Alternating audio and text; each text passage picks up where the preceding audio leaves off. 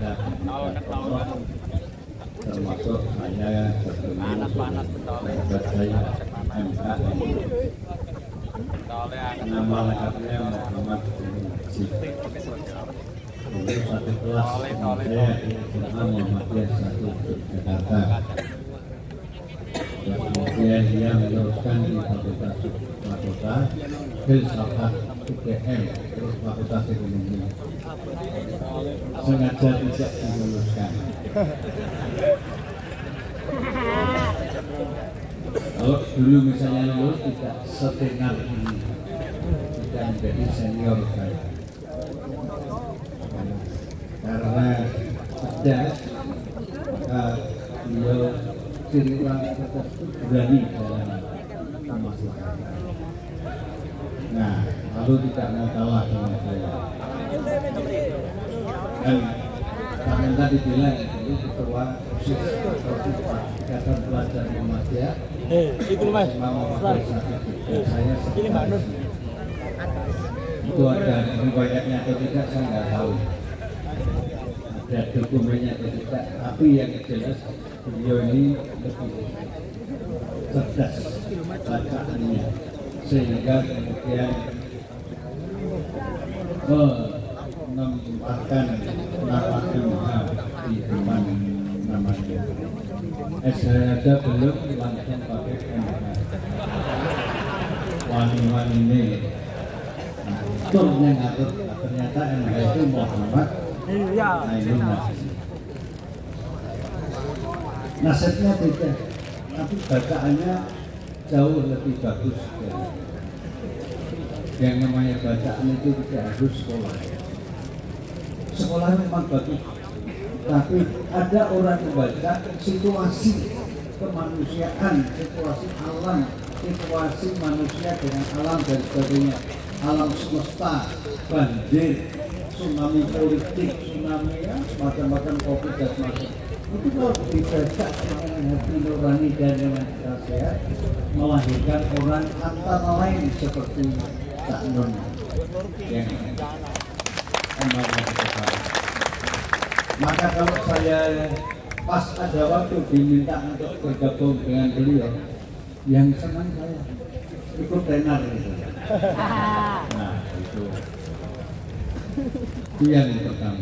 Yang kedua, kalau sebagian dari saya amati itu Cak Nun itu menasihati dirinya sendiri, menasihati kita yang di depan ini, dan menasihati sahabat-sahabat yang di lapangan yang melihat di live streaming di seluruh Indonesia. Nah, dari tadi yang sebagian saya amati itu, misalnya tadi surat Ali Imran 104 dikaitkan dengan surat Ali Imran ayat 110 misalnya. Amar ma'ruf nahi munkar dan sebagainya. Nah sekarang itu mesti ad-dinun nasihat. Agama itu nasihat. Nasihat itu mesti tentang kebaikan. Nah nasihat dari Allah kepada umat Islam sedunia, antara lain kepada Muhammadiyah mulai 1912 dan kepada adiknya Muhammadiyah Nahdlatul Ulama 1926.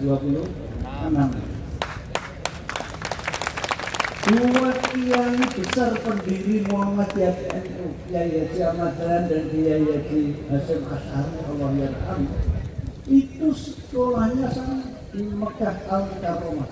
Ilmune padha wae. Nah, berkembang pesat. Nah, perkembangan Muhammadiyah dan NU yang saat itu saya ingin membuktikan yang dari kata Muhammad. Misalnya begini. Nanti silakan dibaca surat Ibrahim ayat 24 dan ayat 25. Tidak usah saya bacakan ayatnya karena ini nanti masih nyambung.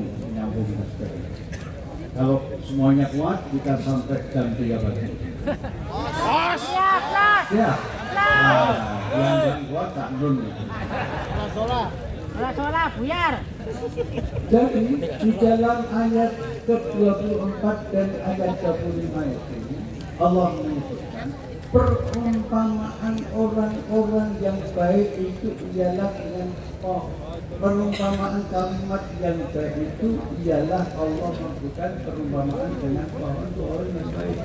Pohon yang baik yang kuat itu cirinya dua, akarnya kuat ke bawah, ya, terus dahannya menjulang ke tinggi. Kemudian di ayat 25, pohon yang akarnya kuat itu, ya, kuat dan menjulang ke tinggi itu tukti ukulaha kullahinin bi'izni rabbiyah, kata Allah sendiri. Pohon yang baik yang cirinya tadi saya sebutkan itu akan melahirkan, akan membuahkan itu dalam arti akan menghasilkan produk amal-amal syariah setiap saat atas izin Allah, bi'izni rabbiyah. Nah, Allah memberikan perumpamaan dengan kalimat yang itu dengan pohon yang sempurna yang cirinya kedua tadi itu disampaikan kepada seluruh umat manusia agar manusia selalu mengingat. Sekarang itu Al-Quran. Buktinya tidak. Nanti saudara-saudara kandung kami, kita semuanya dari Nahdlatul Ulama bisa menambahkan. Saya akan membuktikan salah satu saja, karena saya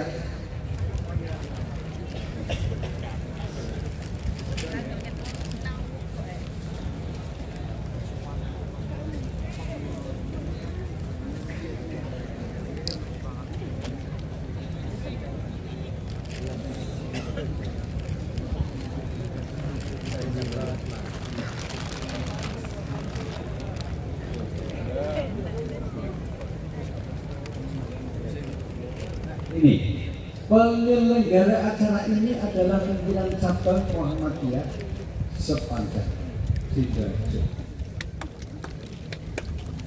PCM itu singkatan pimpinan cabang Muhammadiyah itu memiliki tanah yang kita duduki sekarang. Itu 5.600.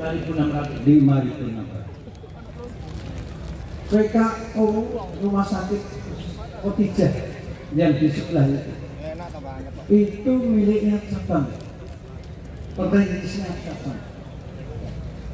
Dokter spesialisnya sudah 26 spesialis, dokter umumnya 8, sub spesialisnya 16, tempat tidurnya bednya 244, tanahnya berdiri di atas hampir 10.000 satu hektar. Itu cabangnya seperti itu. Belum di tempat-tempat lain, misalnya di Klaten itu ada rumah sakit Islam yang didirikan oleh pimpinan daerah Muhammadiyah di mana, di Jelanggu sana. Itu rumah sakitnya gede banget di pinggir jalan. Baru saja mengakuisisi, mengambil oper itu, mengakuisisi itu rumah sakit swasta yang lain yang sekarang sedang dibangun. Nah, secara nasional saya ingin menyampaikan, ini ada datanya ya. Secara nasional amal usaha Muhammadiyah itu pesantrennya 440 se-Indonesia. TK sampai dengan PAUD itu 20.233. SD sampai SD dan Madrasah Ibtidaiyah 2.817. SMP dan MTS 1.826. SMA 1.364. Sekolah luar biasa 50. Perguruan tinggi 172 seluruh Indonesia. Rumah sakit klinik ada 120 rumah sakit, 235 klinik, kemudian panti asuhan 561. pertanyaannya dan jawabannya. Angka-angka seperti itu wujud apa? Ya wujud Ali Imran 104, wujud Ali Imran 110, wujud surat Ibrahim ayat 24, wujud ayat Ibrahim ayat 25, dan ayat-ayat yang lain yang tadi kalau kita tadabbur, kita baca Al-Quran dengan terjemahan dan tafsirnya sambil direnungi, dikontemplasikan, direfleksikan, itu kita akan merasa bahwa manusia itu penuh dengan kelemahan, dan karena itu harus memohon bantuan kepada Allah.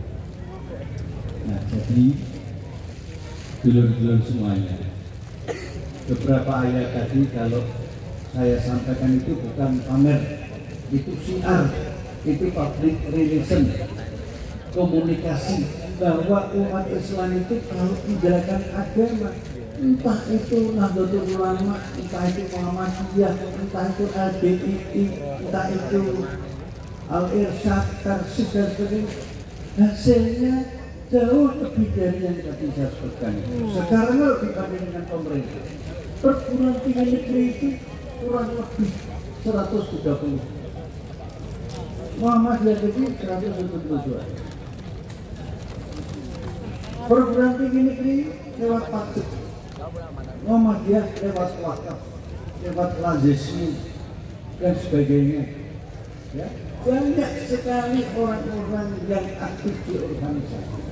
Bahkan melihat Muhammadiyah seperti angka-angka yang tadi saya sebutkan itu, maka tidak sedikit orang-orang yang kemudian aktif di luar Muhammadiyah masuk menjadi pimpinan Muhammadiyah.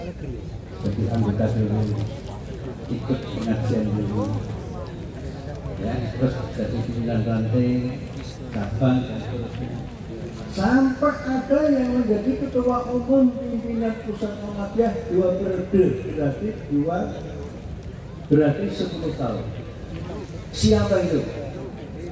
Mantan aktivis Ikatan Pemuda Pelajar Nahdlatul Ulama yang disingkat IPNU, yaitu Profesor Din Samsudin. Nah, itu putra NU bisa memimpin Muhammadiyah ketua umum 10 tahun atau 2 periode berturut-turut. Saya saja sebetulnya juga kepengen masuk NU kalau diterima menjadi. Nah, saya latihan. Bisa saya dari NU, berarti mantu saya juga NU. Gubernur Jawa Timur ini, Bu Khofifah, itu suaminya Allah yarham, lama wafat, itu juga dulu aktivis Ikatan Pelajar Muhammadiyah di Sulawesi sana. Jadi NU Muhammadiyah itu bedanya sebenarnya sedikit. Nah, oleh karena itu yang kita kembangkan kesamaan. Jadi acara seperti ini itu nanti akan membuahkan tanaman-tanaman yang bagus yang menghasilkan buah bersama. Nah, kalau penduduk negeri ini kurang lebih 277 juta, terdiri kata Cak Nun tadi 10 sampai yang akan datang 10 tahun yang datang, itu terdiri dari generasi muda yang bisa dipercaya amanah, yang cerdas paham, yang sidik, yang berada di jalan garis kebenaran, yang kuat kepemimpinannya, leadershipnya. Maka Indonesia ini akan menjadi negara yang dipimpin oleh orang-orang yang mempunyai tradisi-tradisi yang mengamalkan agama itu tidak hanya aspek-aspek tertentu, tapi juga pada aspek amaliyah konkret. Sehingga kata Nabi ini, siapakah manusia yang terbaik itu? Ialah manusia yang paling banyak membawa manfaat untuk sebesar-besar manusia dan kemanusiaan. Hadis itu berbunyi Khairunas anfa'uhum linnas. Ada hadis yang berbunyi lain-lain, irhamu mau fil ardi yarhamkum mau fis sama. Sayangilah yang di bumi, berarti tidak hanya Islam saja, tidak hanya Muhammadiyah saja, NU saja, semuanya saja, sampai tanaman-tanaman, sampai alam semesta. Jangan sampai digerogoti lewat perizinan-perizinan yang kemudian akhirnya orang petani-petani menjadi korban penambangan-penambangan seperti di Banyuwangi, seperti di Purworejo, dan lain-lain seperti Kalimantan dan sebagainya. Itu tidak boleh. Kalau irhamkum sama, sayangilah yang di bumi, pasti kamu akan disayangi yang di langit, maksudnya oleh Allah. Nah, malam hari ini acara yang terpokok saya kesini itu mendampingi senior saya, nah, Pak Non ini, sahabat dari dulu sampai sekarang, umurnya kurang lebih sama 70 tahunan. Cuma bedanya dia membayar pajak yang sempurna, saya tidak pernah membayar pajak. Bedanya itu saja, yaitu pajak lewat rokok. Jadi beliau ini IPM yang sesungguhnya, Ikatan Perokok Muhammadiyah. Saya mantan Ikatan Pelajar Muhammadiyah. Jadi soal pajak saya tunduk. Bedanya cuma ini. Nah, oleh karena itu acara malam ini itu membuat kita semua itu semakin punya spirit, semakin punya semangat, semakin punya orientasi hidup yang lebih tertata. Apa? Ya, menjadi manusia yang bermanfaat. Tidak hanya bagi manusia, bagi alam semesta. Ya, cerita sedikit saja. Di Indonesia sekarang ini ada angka yang kami peroleh dari kantor KPK yang lama, yaitu kantor KPK yang lama itu namanya apa? Ya KPK itu Komisi Pemberantasan Korupsi, yang masih pakai undang-undang lama. Undang-undang lama itu menggambarkan KPK itu independen. Independen itu bukan di bawah presiden. Ya. Sekarang KPK yang baru ini itu sudah KPK yang pakai undang-undang, berarti sudah tidak independen. Kalau dulu independen, nah hasilnya bisa dilihat sini. Nah, salah satu hasilnya ini katanya dengan amal ma'ruf. Kalau orang baik dalam rangka menjadi kelunasan kaum lunas tadi, maka pemberantasan korupsi itu sesungguhnya pemberantasan terhadap kejahatan, yang kejahatan itu merupakan pembunuhan pelan-pelan kepada rakyat. Korupsi itu kejahatan, Bapak Ibu, saudara-saudara dulur-dulur kabar, kejahatan di bidang kemanusiaan, perekonomian, keuangan negara, dan harta kekayaan rakyat. Nah, jumlah koruptor di Indonesia ini hampir semua provinsi ada. Jumlahnya ratusan. Di antara jumlah yang ratusan itu, jumlah terbesar kira-kira 375-an itu ada di Jakarta. Kalau Jakarta kira-kira di mana? Senayan. Senayan itu macam-macam loh, ada bakso lapangan, tembak, barang. Mana? Senayan itu tegasnya di mana? Senayan. Mana Senayan itu? Jakarta. Gedung DPR. Terus di samping Senayan mana? Jakarta Timur, Rawamangun. Jadi pusat korupsi itu di Jakarta. Sampai tahun 2020 kurang lebih 370 jumlah koruptor. Dan itu sebagian menteri. Kalau boleh sebagian saya ingat, Setio Novanto dari Golkar. Pokoknya menteri sing kaitannya karo bansos kayak gini sapa ya? Yuliari Peter Batubara dari partai apa itu? PDIP. terus sing terlibat benih udang namanya Benur, benih lobster namanya Benur, itu menterinya dari partai apa? Gerindra. Hampir semua parpol itu ada. Jadi kalau seperti itu partai politik orang-orangnya, sekarang kita perbaiki lewat organisasi kemasyarakatan. Entah itu teman-teman kita yang di organisasi agama Katolik, Protestan, Hindu, Buddha, Konghucu, dan Islam, kita perkuat. Nah, acara seperti ini sebenarnya acara yang mencerdaskan bareng-bareng. Penting, ini kan 3 bulan sekali. Amin. Ya, siapa? Terserah yang bisa memberikan narasumber.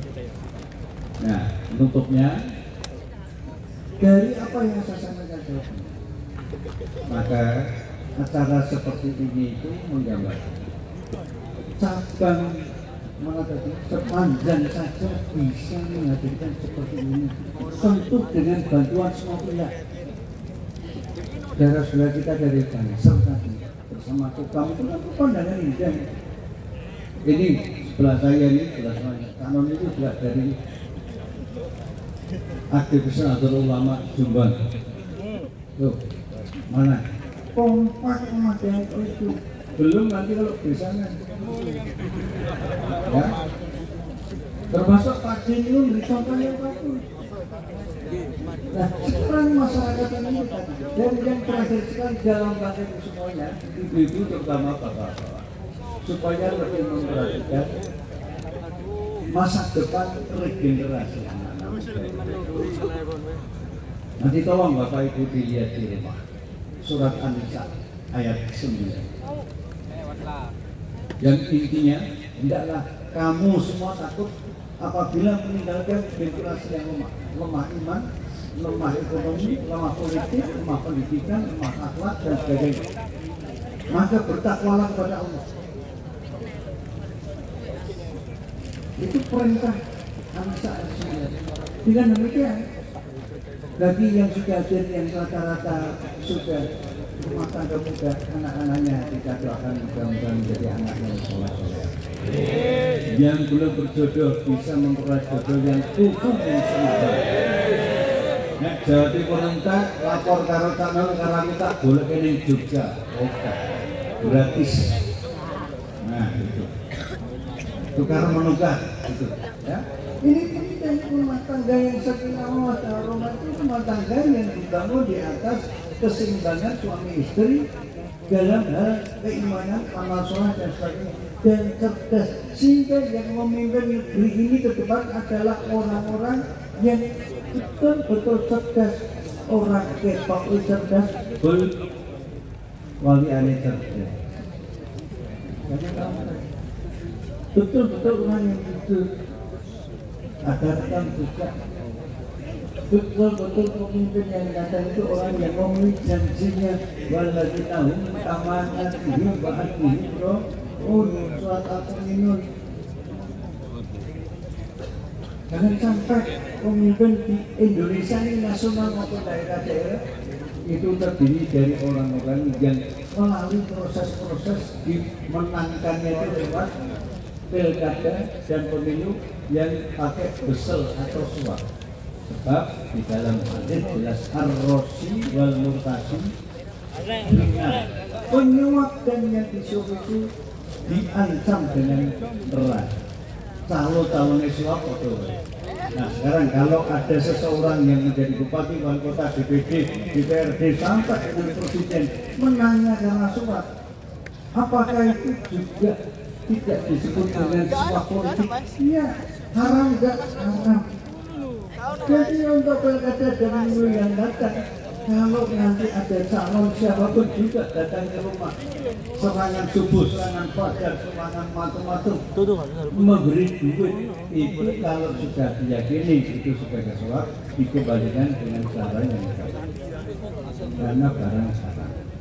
mustahil rumah tangga itu akan menjadi sakinah mawaddah warahmah kalau sumber penghidupannya berasal dari suami. Begitulah saya menjalankan perintah senior ini untuk menyampaikan yang bisa saya sampaikan ini, dan besok pagi acara saya insya Allah akan menemui Bapak Kapolda Jawa Timur, akan mengharapkan pada beliau mudah-mudahan beliau terbuka agar petani-petani di Banyuwangi yang dikabarkan ditahan oleh Polda atau aparat kepolisian di Jawa Timur itu bisa dikeluarkan dari tahanan itu, dan kami mewakili pimpinan pusat Muhammadiyah besok akan menghadap Pak Kapolda di Surabaya. Di situ terus kami pulang untuk acara yang lain. Mudah-mudahan dengan doa Bapak semuanya acara malam ini penuh barokah, dan acara kami besok juga bisa memberikan bantuan yang konkret terutama kepada para petani. Itulah. Saya kira begitu, dan saya kembalikan pada Cak Nur. Assalamualaikum warahmatullahi wabarakatuh.